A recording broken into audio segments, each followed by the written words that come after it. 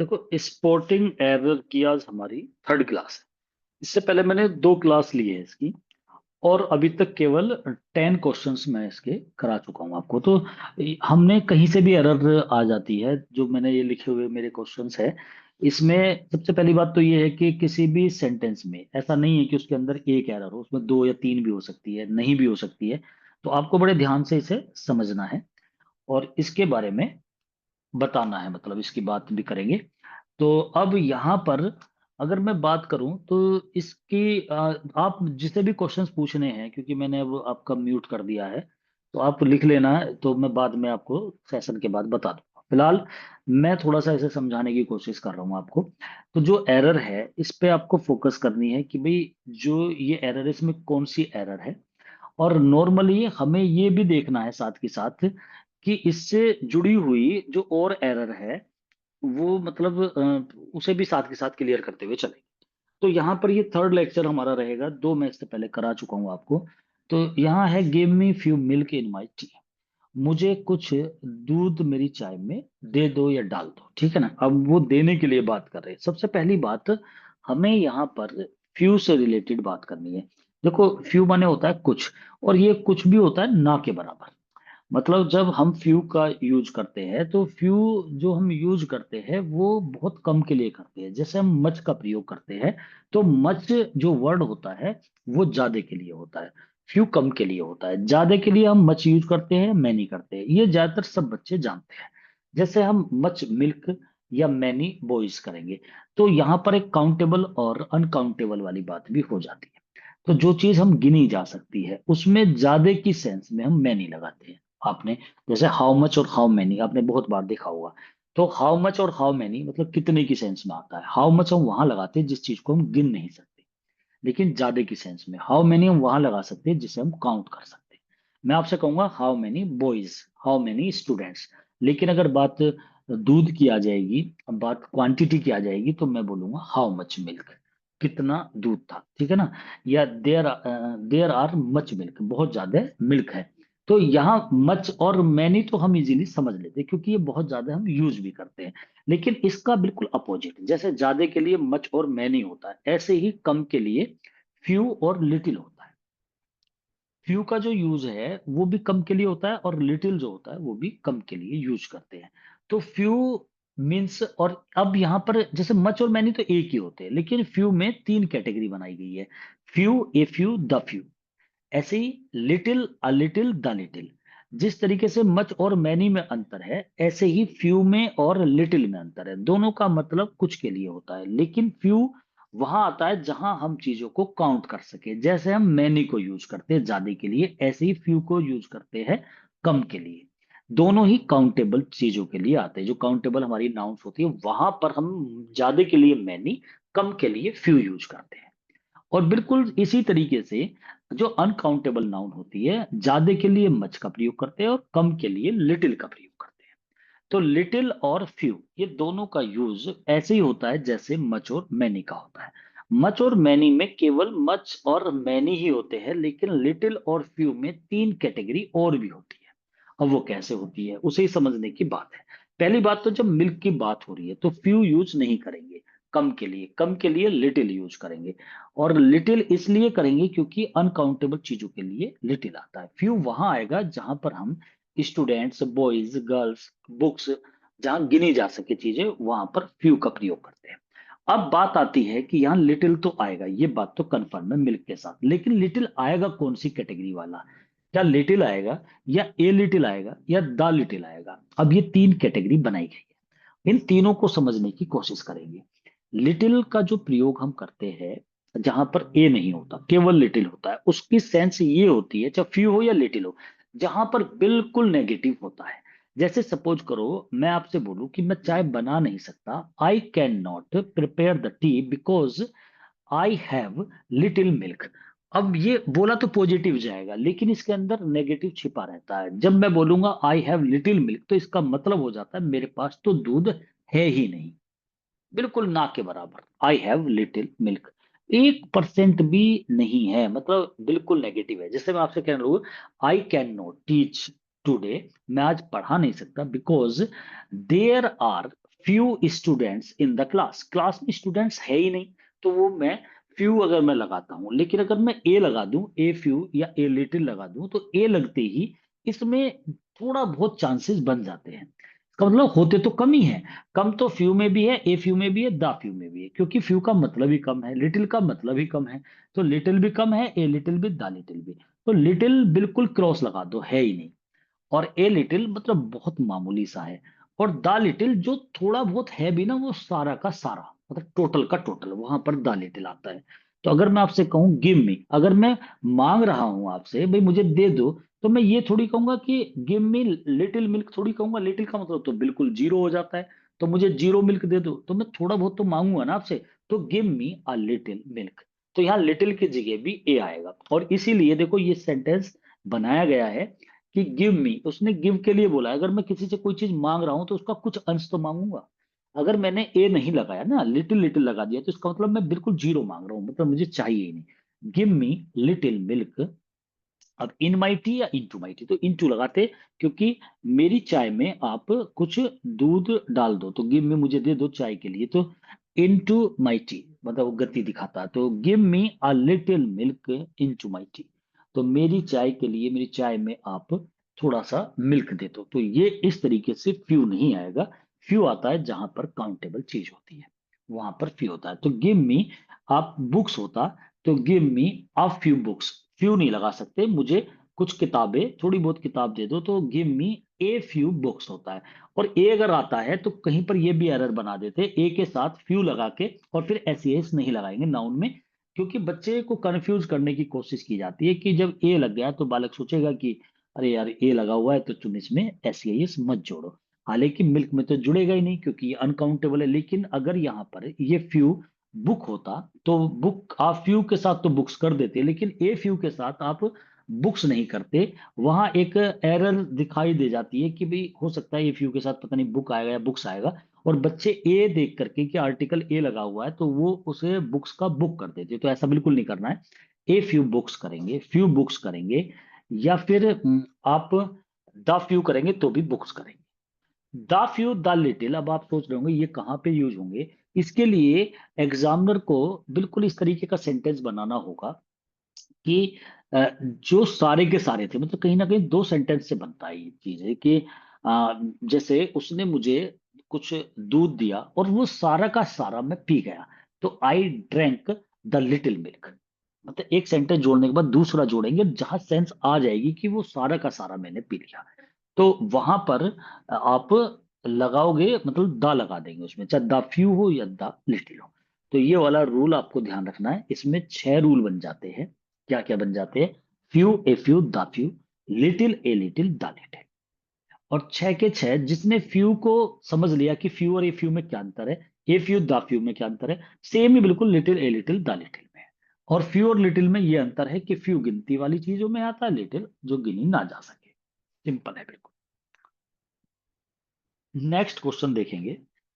I read little books yesterday. अब थोड़ा सा इससे भी क्लियर हो जाएगा कि मैंने कल कुछ किताबें पढ़ी। अब जो लिटिल की बात आई है तो लिटिल बुक्स नहीं हो सकता, क्योंकि बात आ रही थी कम के लिए, तो कम के लिए फ्यू, जहां पर गिनी जा सके चीजें वहां फ्यू होगा, और जहां गिनी ना जा सके वहां लिटिल होगा। कैटेगरी कौन सी आएगी? देखो यस्टरडे जहां पे आ जाए, एक तो ये बात ध्यान रखनी है, आप प्रेजेंट परफेक्ट बिल्कुल भी नहीं बना सकते, आपको पास्ट इंडेफिनिट बनाना पड़ेगा। मैंने आपको बताया भी था कि मतलब 3 रूल है। पास्ट में अगर कोई काम खत्म हो जाता है तो या तो पास्ट परफेक्ट बनेगा, या पास्ट इंडेफिनिट, या प्रेजेंट परफेक्ट। अगर काम अभी अभी खत्म हुआ है और कोई टाइमिंग वर्ड नहीं है, या जस्ट नाउ रिसेंटली ऐसा कोई वर्ड यूज किया गया, यट यूज किया गया, तो वहां पर आप प्रेजेंट परफेक्ट बनाओगे। या फिर एक अलग तरीका होता है, have you ever been, I have ever, ever वाला जो होता है वहां पे हम प्रेजेंट परफेक्ट बनाते हैं। लेकिन अगर समय आ जाए yesterday, day before yesterday, Monday, Tuesday, today, या फिर आप कोई ईयर आ जाए, तो जब कोई टाइमिंग वर्ड आ जाता है तो सेंटेंस को पास्ट इंडेफिनिट बनाएंगे। हालांकि ये पास्ट इंडेफिनिट बनाया हुआ है, ये जो रीड लिखा हुआ है ये प्रेजेंट इंडेफिनिट वाला रीड ना होकर सेकंड फॉर्म है, जिसे बोलने में रेड कहा जाएगा। आई रेड लिटिल बुक्स, तो लिटिल हो नहीं सकता बुक्स के साथ, यहां कम के लिए बुक्स के साथ लिटिल नहीं आ सकता।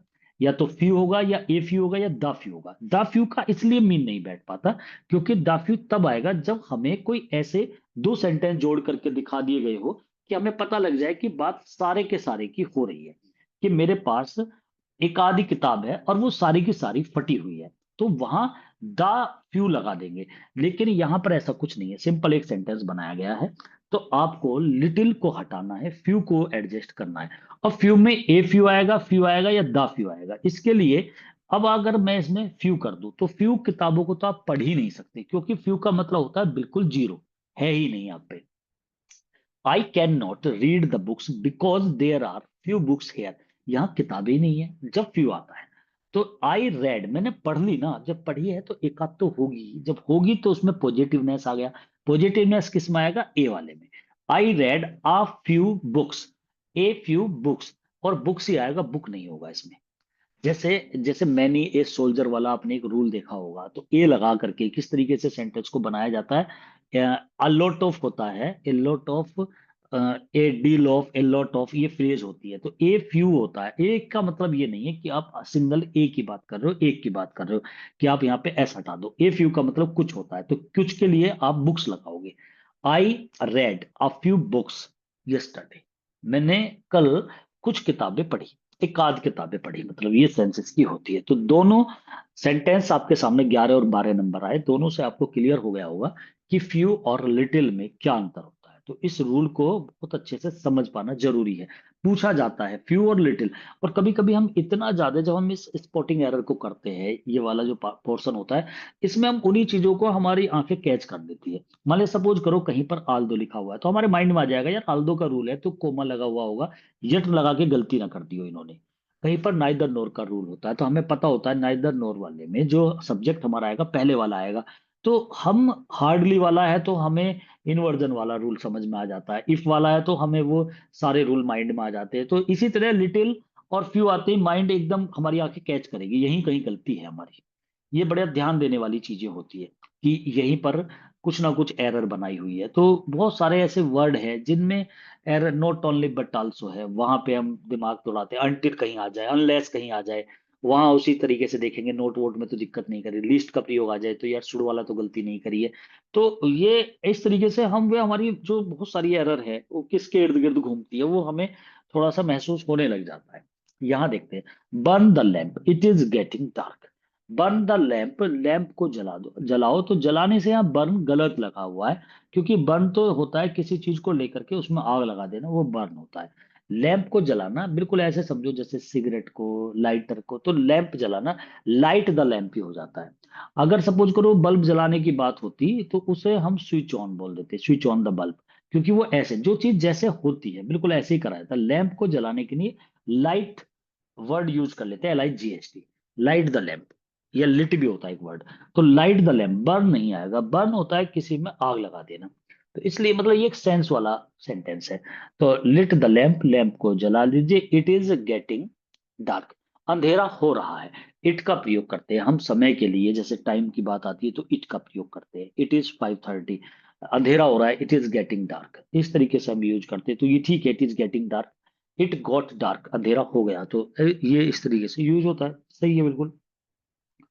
I do not know who is you, मुझे नहीं पता कि तुम कौन हो। अब ये वाला सेंटेंस है, तो अब ये जो सेंटेंस होता है भाई, मैं नहीं जानता, आई डोंट नो, ये यहां तक तो ठीक है तरीका, आई डोंट नो मुझे नहीं पता, नो की बात कर रहे हैं। और एक चीज और ध्यान रखना है, जैसे ये नो वाला जो रूल होता है KNOW, अगर ये पैसिव वॉइस में आ जाता है, जैसे आई नो यू, तो you are known, passive voice बनता है यू आर नॉन टू, और फिर मी।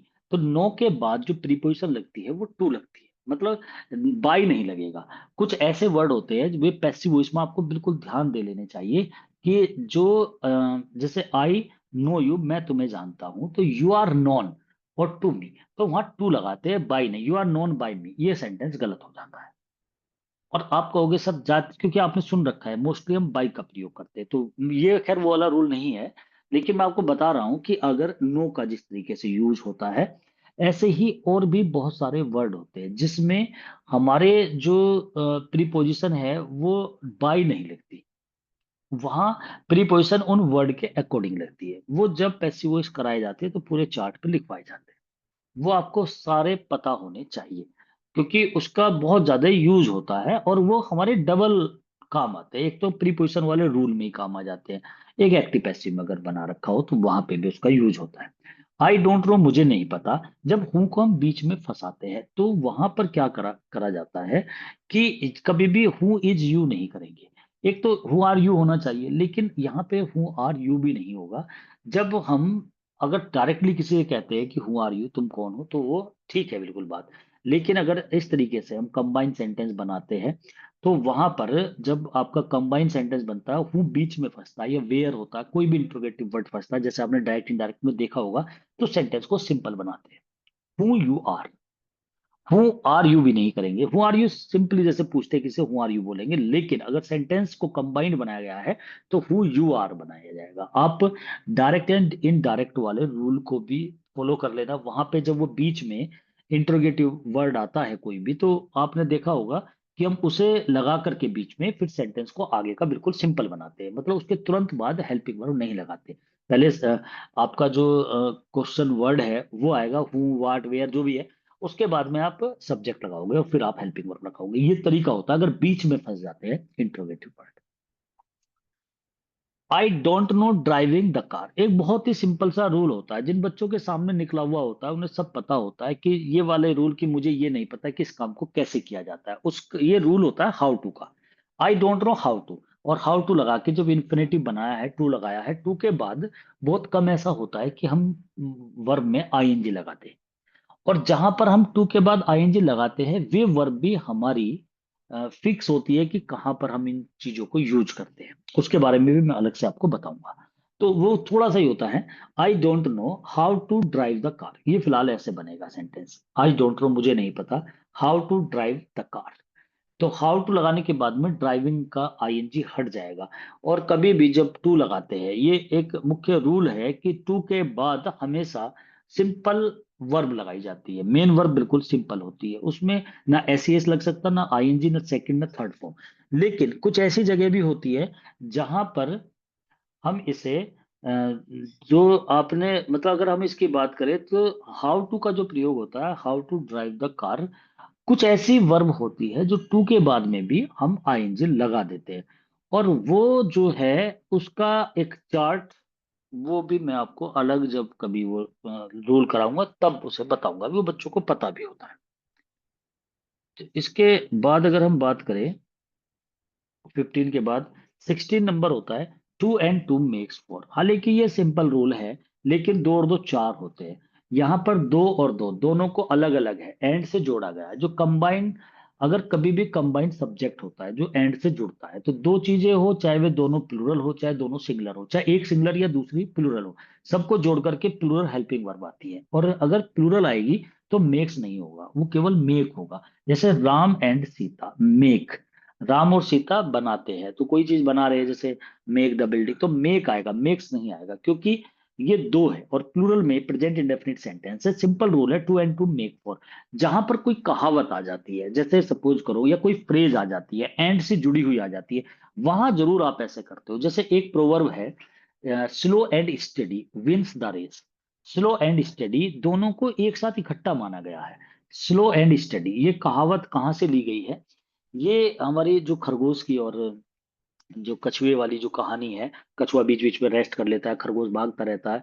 नहीं, खरगोश जो है वो रेस्ट करता है बीच बीच में, और कछुआ एक रफ्तार से चलता रहता है, बाद में वही जीत जाता है। ये छोटे बच्चों को बहुत बार ये कहानी बताई जाती है। इसका मतलब ये कहानी हमें यही मोरल लेसन देती है कि स्लो एंड स्टडी रहो, मतलब लगातार निरंतर रहो, कभी रेस्ट नहीं करना चाहिए। स्लो एंड स्टडी, स्लो से मतलब है धीरे धीरे, स्टडी होता है दृढ़ता, निरंतरता। लगातार अगर आप चलते रहोगे, कंटिन्यूअसली रहोगे, रेस्ट नहीं करोगे, तो स्लो एंड स्टडी ये दोनों एक ही बात को डिनोट कर रहे हैं कि दृढ़ता से, धीरे से और दृढ़ता से लगे रह करके, निरंतरता से हम रेस को जीत लेते हैं। तो ये एक ही चीज है, स्लो एंड स्टडी। फिर उसमें विंस आएगा, विन नहीं आएगा, क्योंकि वो एक फ्रेज बना दी स्लो एंड स्टडी, इसलिए नहीं आएगा। जैसे ब्रेड एंड बटर, दोनों का मतलब रोजी रोटी हो जाता है, तो ब्रेड एंड बटर इज, तो हम यहाँ इज लगाएंगे, आर नहीं लगाएंगे। My bread and butter is tough, ऐसे कुछ बोलना है तो इज लगाओगे, आर नहीं लगाओगे। ऐसा नहीं कि एंड से जोड़ दिया तो अब इसमें आर लगा दो आप, या प्लूरल कर लो उसे, क्योंकि वो सिंगुलर है, वो दोनों एक ही चीज को डिनोट कर रहे हैं। वहां पर हम इज का प्रयोग, यहाँ दो और दो चार होते हैं, दो जैसे दो और तीन पांच होते हैं, तो ऐसे बनाया गया है, तो इसलिए इसमें मेक है।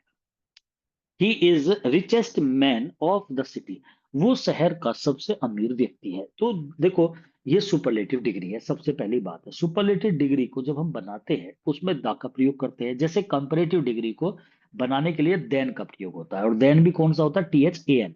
THAN नहीं होगा, क्योंकि ये एरर हमारी कहाँ पे आती है देन वाली, अगर मैं आपको बताऊं, नो सूनर डिड वाले रूल में आती है। No sooner did he reach the station, जो ही वो स्टेशन पहुंचा, इट बिगिन टू रेन, बारिश होने लगी, और वहां पर कोमा नहीं लगता, देन लगता है। जैसे एज सुन एज होता है, एज सुन एज वाले में कोमा लगाते हैं। As soon as I reach the station, मैं स्टेशन पहुंचा जो ही comma, it begin to rain, बारिश होने लगी। लेकिन इसी का जो उल्टा नेगेटिव बनाते हैं, अफर्मेटिव से नेगेटिव, वो नो सूनर से बनता है। No sooner did I reach the station, जो ही मैं स्टेशन पहुंचा, फिर वहां पर देन का प्रयोग होता है, कोमा नहीं लगाते। THAN, then. वो THEN भी नहीं होता, क्योंकि हम तब वाला देन सोच लेते हैं कि जो ही मैं पहुंचा तभी होने लगी, तो तब वाला नहीं होता, तो THEN नहीं, देन होता है। वो देन इसलिए होता है, वो कंपेरेटिव डिग्री होती है। नो सूनर डेट, मतलब इतनी जल्दी नहीं हुई थी जितना जल्दी ये काम हो गया। खैर, वो देन का प्रयोग था। ये है रिचेस्ट, ये सुपरलेटिव डिग्री है। सुपरलेटिव डिग्री में द का प्रयोग होता है।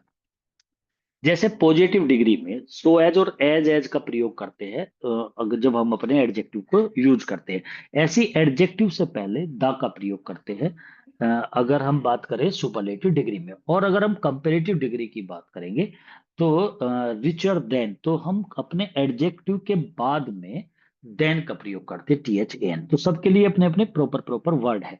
कंपेरेटिव में देन है, सुपरलेटिव में दा है, और अगर पॉजिटिव की बात करें तो उसमें सो एज और एज है। वो एक अलग बात है कि पॉजिटिव में सो एज और एज कभी सिंपल यूज हो जाती है, जैसे Ram is as intelligent as Mohan, ऐसे यूज होती है। कभी वो no other boy is so intelligent as Ram, ऐसे भी यूज होती है। वेरी फ्यू करके भी होता है, very few boys are so intelligent as Ram. तो ऐसे सो और एज का प्रयोग या एज का प्रयोग करते हैं। नेगेटिव में सो एज लगा देते हैं, और पॉजिटिव अफर्मेटिव होता है तो उसमें हम एज का प्रयोग कर देते हैं। ये तो बात होती है पॉजिटिव डिग्री की। लेकिन कंपेरेटिव में कभी कभी देन बिल्कुल अकेला आएगा, कभी कभी देन अदर बॉयज आ जाएगा, कभी कभी देन मोस्ट अदर बॉयज आ जाएगा। तो मोस्ट अदर आओ, या अदर आओ, या देन एनी अदर आओ, या देन अकेला आओ, लेकिन देन आएगा अगर कंपेरेटिव डिग्री। ऐसी सुपरलेटिव है, कभी कभी one of the best boys आएगा लिखा हुआ, कभी कभी आपको द बेस्ट लिखा हुआ मिलेगा। वो दो ही होती है उसमें, तीसरी वाली जो होती है, पहली वाली जो होती है, वो होती नहीं है, क्योंकि सुपरलेटिव डिग्री दो व्यक्तियों के जो कंपैरिजन होता है वहां नहीं होती। मैंने वो चार्ट जो बच्चे पहले पढ़ाए थे उन्हें वो चार्ट बनाया था, जिसमें 3 कॉलम है। पहले वाले कॉलम में सुपरलेटिव डिग्री नहीं बनती, वो जब होता है जब दो इंसानों का कंपैरिजन किया जाता है। जब दो की बात आती है तो सुपरलेटिव डिग्री का कोई मायने नहीं बैठते। सुपरलेटिव डिग्री हमेशा दो से ज्यादा की बात में यूज होगी। अगर राम श्याम से ज्यादा अच्छा है तो आप इसकी पॉजिटिव या कंपेरेटिव डिग्री बना सकते हो, आप इसकी सुपरलेटिव डिग्री नहीं बना सकते। Ram is better than Mohan कर सकते हो, और Ram is better than Mohan ये आपकी कंपेरेटिव डिग्री है। इसकी आप सुपरलेटिव कोई आपसे कहने लगे तो आप इसे बना नहीं सकते, क्योंकि दो इंसान है इसके अंदर। लेकिन इसकी पॉजिटिव डिग्री बनाने के लिए Ram is better than Mohan, तो मोहन को पहले ले आएंगे। Mohan is not so good as Ram, Mohan इतना अच्छा नहीं है जितना कि राम है, इसका मतलब राम ज्यादा अच्छा है। इस तरीके से हम इसकी पॉजिटिव और कंपेरेटिव डिग्री बना सकते हैं, सुपरलेटिव नहीं बनाएंगे। सुपरलेटिव या तो द रिचेस्ट बनेगी, या one of the richest man बनेगी। या तो वो सबसे अमीर व्यक्ति होगा, या सबसे अमीर व्यक्तियों में से एक होगा। ही इज रिचेस्ट मैन, तो रिचेस्ट तो किससे पहले द आएगा, ही इज द रिचेस्ट। और जब वो सबसे अमीर है तो MEN मैन नहीं आएगा, ये प्लूरल वर्ड नहीं आएगा इसमें, रिचेस्ट MAN आएगा। तो richest man of the city, वो शहर का सबसे अमीर व्यक्ति है, तो he is the richest man of the city हम यूज करेंगे। तो कुल मिलाकर के इसके अंदर दो एरर है, एक रिचेस्ट से पहले द का प्रयोग होगा, और MEN जो है वो MAN होगा। कभी कभी ये भी पूछ लिया जा सकता है, मतलब हालांकि कभी आया नहीं है क्वेश्चन, लेकिन मैं आपको बता दूं दी और दा में क्या अंतर होता है। हम दा भी बोलते हैं, दी भी बोलते हैं। तो जब कोई जो वर्ड जिससे पहले दा लगाया जा रहा है, अगर उसके बाद तुरंत जो वर्ड आता है, जैसे रिचेस्ट आया है, अगर ये वर्ड कॉन्सोनेंट से स्टार्ट होता है तो द का प्रयोग करते हैं, क्योंकि हम ज्यादातर द बोलते हैं। और अगर ये वोविल से स्टार्ट होता है तो दी बोलते हैं। जैसे मूवी को दी एंड बोलेंगे, द एंड नहीं कहेंगे। एंड जो है, ई जो है वो वोविल है, तो वोविल से पहले अगर आता है तो दी एलिफेंट बोलेंगे, द एलिफेंट नहीं बोलेंगे। द रिचेस्ट मैन बोलेंगे। तो ये बोलने में लिखने में सेम होता है, फिर भी मैंने बता दिया। नेक्स्ट है, ऑफ द टू बॉयज, दोनों लड़कों में से Mohan was the most intelligent. देखो दोनों लड़कों में से बात हो रही है, तो मोहन जो है वो मोस्ट इंटेलिजेंट नहीं हो सकता। क्यों नहीं हो सकता? क्योंकि दो में आप कंपेरेटिव डिग्री कर सकते हो, सुपरलेटिव डिग्री नहीं करोगे। मैंने अभी अभी ये बात बताई भी थी। तो दोनों लड़कों में से Mohan was the more intelligent. अब यहाँ पे दो बात ध्यान रखनी है। एक तो मोस्ट, एरर केवल एक ही है, मोस्ट की जगह मोर हो जाएगा। लेकिन अब बच्चों को दिक्कत आती है, इस रूल को थोड़ा सा अलग से ध्यान से देख लेना। जब कभी ये वाला फॉर्मेट बनाया जाए, अगर ये हो रहा है मोहन सोहन से ज्यादा अच्छा है, तो ठीक है, Mohan is more intelligent then Sohan, वो तरीका एक अलग है। लेकिन अगर दो लड़कों में से मोहन ज्यादा इंटेलिजेंट है और ये वाला फॉर्मेट बना हुआ आपको कहीं दिखाई दे जाए, तो दा मोर आएगा इसमें, मोर से पहले दा भी लगेगा इसमें। तो फिर वहां पर आर्टिकल द का प्रयोग हो जाता है। वो इसलिए भी हो जाता है क्योंकि द डेफिनेट आर्टिकल की तरह यूज होता है, मोहन को डिनोट करता है वो। तो the more intelligent, Mohan is the more intelligent, वो ज्यादा इंटेलिजेंट है ऑफ द टू, इन दोनों में। लेकिन ऐसा नहीं कर सकते, Mohan is the more intelligent then Sohan, वहां द नहीं लगा सकते। लेकिन जब हम मोहन को डिनोट कर रहे हैं, मोहन को पे फोकस कर रहे हैं, तो उसे, क्योंकि हम मोहन के बारे में जान चुके, द लगा करके, द तब लगते हैं जब वो डेफिनेट हो जाता है, तो यहां पर हम उसे द का प्रयोग करते हैं। Of the two boys Mohan was the more intelligent. तो ये इस तरीके से रूल होगा। He is not as intelligent as me, इसमें दो एरर देखने को मिलती है। देखो इसकी जो बड़ी एरर है वो ये है कि आप कभी भी जब आप सुपरलेटिव डिग्री हो, चाहे आपकी कंपैरेटिव हो या पॉजिटिव हो, क्योंकि सुपरलेटिव में दो की तुलना नहीं होती, लेकिन कंपैरेटिव और पॉजिटिव दोनों डिग्री में होता क्या है कि तुलना होती है। जैसे अगर आप पेन की तुलना कर रहे हो तो दूसरे के पेन से ही करोगे। आप राम की तुलना उसके पेन से नहीं करोगे कि राम इतना इंटेलिजेंट नहीं है जितना कि उसका पेन, ऐसे नहीं कर सकते। आप किसी घोड़े की तुलना इंसान से, या इंसान की जानवर से, या ऐसे तुलना नहीं होती। बिल्कुल सेम तरीका ये है कि अगर आप ऐसा कंपैरिजन देखने को मिले आपको, तो जब सब्जेक्ट ही है तो ही की जो कैटेगरी है, इसका मतलब जो प्रोनाउन वाला हमारा पूरा चैप्टर होता है, जिसमें हम चार्ट है हमारा, जो प्रोनाउन वाला चार्ट होता है, तो उसमें हमारे जो पर्सनल प्रोनाउन होते हैं, जिसमें सब्जेक्ट होता है, ही होता है, सी होता है, इट होता है, आई होता है, यू होता है, वी होता है, दे होता है। अगर ही की तुलना, ही का कंपैरिजन हम आई से कर सकते हैं, मी से नहीं कर सकते। तो आपको ध्यान देना है, यहाँ ही है, ही इतना इंटेलिजेंट नहीं है जितना कि मी।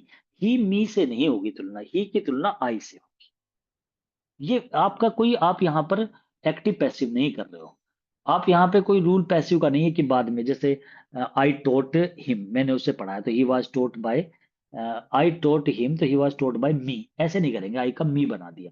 वो आपका एक्टिव और पैसिव वाला रूल होता है, वो एक अलग चीज हो गई। यहाँ पे ही की तुलना मी से नहीं कर सकते, मतलब ही इतना इंटेलिजेंट नहीं है जितना कि मी, ऐसे नहीं कर सकते। ही इतना इंटेलिजेंट नहीं है जितना कि आई, ऐसे करेंगे। तो he is not as intelligent as आई।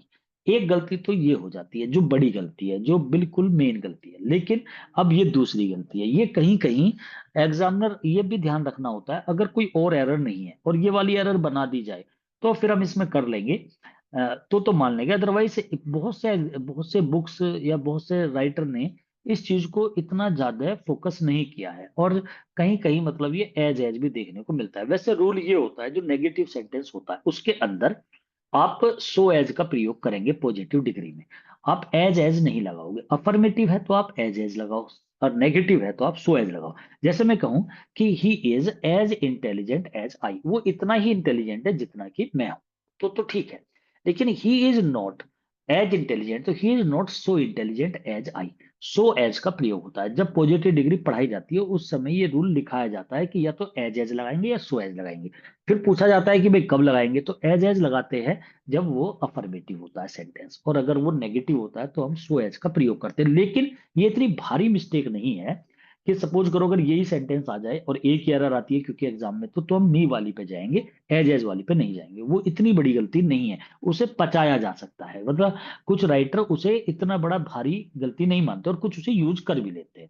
इसी तरीके से मैं आपको बता दूं, जो वेरी फ्यू वाला यूज होता है, उसमें क्योंकि नोट नहीं दिखाई देता, very few boys are as intelligent as Ram. कुछ लड़के इतने इंटेलिजेंट है जितने कि राम। जितने बच्चों ने पॉजिटिव डिग्री पढ़ रखी होगी वो मेरी बात को एकदम समझ भी पा रहे होंगे, लेकिन जिन्होंने नहीं पढ़ी होगी उनके ऊपर से भी जा रही होगी बातें।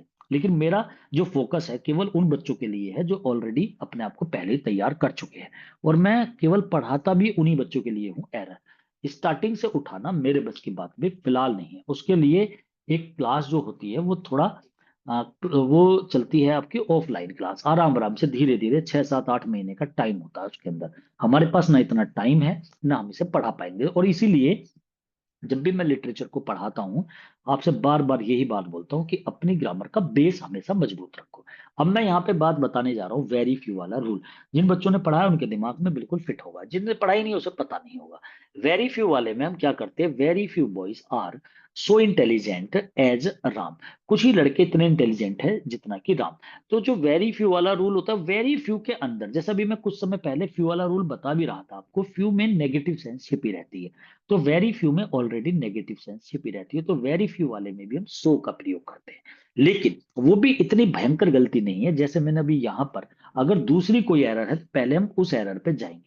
Very few boys are so intelligent as Mohan, हम इसे ऐसे यूज करेंगे अगर सिंपली आपसे बताया जाने लगे या कहा जाने लगे। अगर कोई और एरर नहीं है तो हम इसी एरर पे चले जाएंगे, लेकिन कुछ राइटर ने इसे बड़ी एरर नहीं माना है। ऐसे ही यहां पर भी ही इज नॉट, अगर ये आ जाता तो हम मीका आई करके छोड़ देते और वही एरर होती। वैसे हमें इन बातों का उससे भी पता लग जाता है जब चार ऑप्शन होते हैं। अगर उन्होंने वेरी फ्यू बॉयज वाले में सभी में एज एज लगा रखा है तो हमें भी क्या जरूरत पड़ी है फिर सो एज करने की। और हम कर भी कैसे सकते हैं जब चारों उसमें है ही नहीं कहीं सो एज। और जहां पर सो एज लगाया है वहां पे सपोज करो वो बड़ी एरर को पचा लिया, तो हमें तो बड़ी पे पहले जाना है, तो ये भी ध्यान रखना है। तो इसमें एरर वाला जो हमारा जो पोर्शन रहेगा, तो मैंने ये इसमें आज 9 जो एरर थी ये तुम्हें बताई है। और कोशिश इसमें यही रहती है कि आप बीच बीच में मतलब पूछते भी रहो, लेकिन आज किसी तरीके से वो क्लास में मैं आपका इंटरेक्शन नहीं कर पाया उसमें। लेकिन अब मैं इसे क्लियर कर लूंगा जो कोई चीजें आपकी बची हो।